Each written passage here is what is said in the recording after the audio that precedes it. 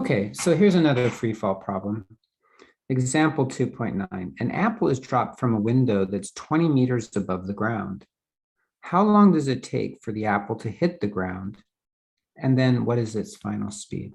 Okay, so if you recall from the previous problem, example 2.8, if we are just dropping something, then the height is just equal to 1/2 gt squared.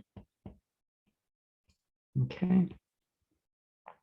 So g is a constant, that's the acceleration of the Earth. It's 9.8 meters per second squared. I should say it's the acceleration that's due to the Earth. The Earth causes this acceleration of objects near it. The height is given, it's 20 meters. So that's about 60 feet, a little bit over 60 feet, 63 feet or so. So there's our height, okay? So we know the height, we also know g. Question A is, how long does it take for the apple to hit the ground? We have that, we can figure that out, right? Because we know the height, that's your 20 meters. We know the g, that's 9.8 meters per second squared. So we can just solve for t. So let's go through our algebra. Multiply both sides by 2. That gives us 2h is equal to 2 times 1/2 times gt squared. 2 times 1/2 is 1. So that means that 2h is equal to gt squared. We're trying to find the time. So now we're going to divide by g. So 2h over g is equal to gt squared over g. Dividing both sides by g. That g cancels with that g. So now we have 2h over g equals t squared. We now want to find t, so we take the square root of both sides. The square root of t squared is just t. So here's our result. T is equal to the square root of 2h over g. 2 times the height over the gravitational acceleration. Let's put those numbers in. 2 times 20 meters over 9.8 meters per second squared. I just want to make sure it's clear that that's all inside the square root radical. Okay.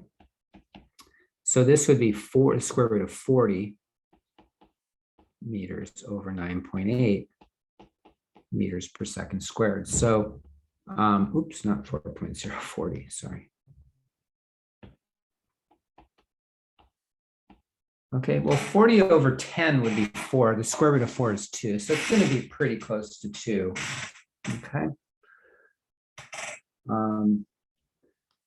Approximately 2 seconds. Okay, so there's our time. Let's go over the dimensional analysis for this one because it is a square root. Meters divided by meters per second squared. What I'm going to do, this is kind of an interesting algebra issue of how you deal with units. I'm going to multiply, hopefully you can sort of see this, just to show you. I'm going to multiply by seconds squared over meters here, and then seconds squares over meters here. So I'm multiplying by seconds squared per meter divided by seconds squared per meter. That's just 1, right? If you have something in the numerator and the same thing in the denominator, that's just 1. But here's what happens. Since I have this meters per second squared here and then seconds squared per meter, the meters cancel and the seconds cancel, the seconds squared cancels. So you're just left with this up here, which is just meters times seconds squared over meters.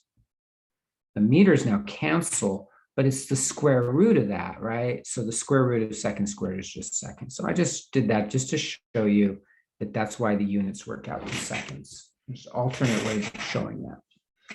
Now, the second part of the question is, what's its final speed? And remember, acceleration, we said this earlier, that acceleration is the change in velocity divided by the change in time.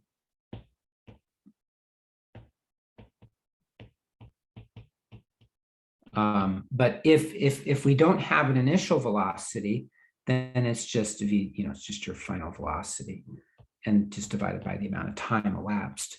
So your final velocity is just a times t. We can use the same logic here, but we're going to use g because the acceleration we're talking about is not a, it's g. So your final velocity is just gt. So if something is falling, starts at rest and it falls, the final velocity is just GT. Okay. So that's 9.8 meters per second squared. That's G. And then it's 2 seconds. So that's about 19.6. One of those seconds cancels with that, and that's meters per second. Okay, so there's your final velocity. Part 2 would be 19.6 meters per second. That's how fast it's moving after 2 seconds. It's not exactly 2 seconds. It's a little bit more than 2 seconds, but I just went ahead and rounded it to 2 seconds. Okay, and again, the amount of time we were talking is somewhere around 2 seconds.